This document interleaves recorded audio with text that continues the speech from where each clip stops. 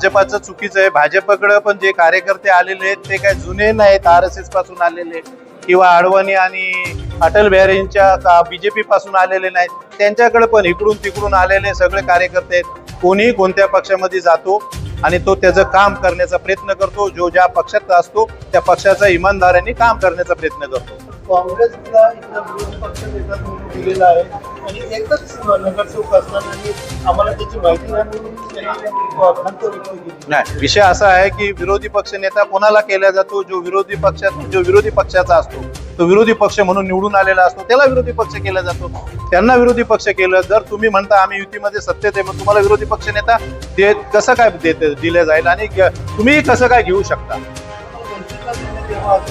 ठीक आहे ना, वंचितला द्यायचं, वंचितचं आणि काँग्रेसचं काहीतरी समेट झाला असेल, त्यांनी ठरवलं असेल आम्हाला नको काँग्रेसला द्या, आम्ही काँग्रेस बरोबर आहोत, असं काही झालं असेल आणि म्हणून काँग्रेसला देण्यात आलं आणि काँग्रेसनी ते घेतलेलं आहे। सभात्याग करणं म्हणजे तुम्ही सत्तेत असून या संदर्भात तुम्ही सभा त्याग करण्याचं कारण तुमच्या माध्यमातून आम्ही ऐकलं। ते कारण किती छोटंसं कारण आहे। एक दिवस अगोदर तुम्ही बैठकीला बसता आणि एक दिवस आपण सगळ्या विषयावर चर्चा करतो आणि सगळे विषय त्यांचे आम्ही पटलावर जे विषय ते विषय आम्ही त्यांच्या मंजुरीला घेतो आणि सगळी चर्चा झाल्यानंतर दुसऱ्या दिवशी तुम्ही सभा त्याग करता छोट्याशा कारणासाठी की आम्हाला विश्वासात घेऊन अजेंडा काढला नाही।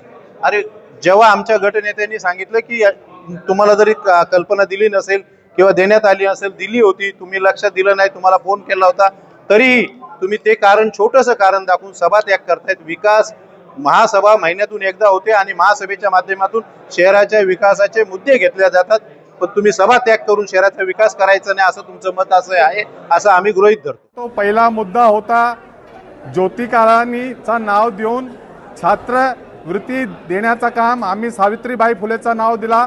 त्यांनी मत विभाजनाची आपली मागणी न मान्यता थेट जनगणमन सुरू केला।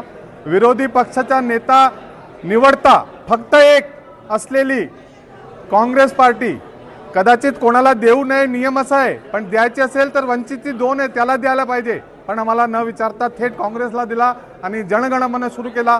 आत्ता तर चक्क 15 तारखेची महासभा बोलवली, आम्हाला बोलवलंच नाही आणि परस्पर काढले। कुठली महायुती आहे? महायुतीमध्ये सगळे निर्णय एकत्र बसून केले पाहिजे।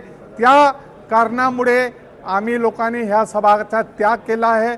आम्हाला असं वाटते की ह्या लोकांना असं वाटेल की महायुतीमध्ये प्रत्येकांना सन्मान दिले पाहिजे। सभा त्याग करणं हे एक लोकतांत्रिक भाग आहे आणि लोकतांत्रिक भागमध्ये सभा त्याग करणं एक चांगली बाब आहे, ज्याचे म्हणून जर त्यांची काही चूक झाली असेल त्यांना ते सुधारणा करण्याचा आम्ही त्यांना एक संधी देतोय।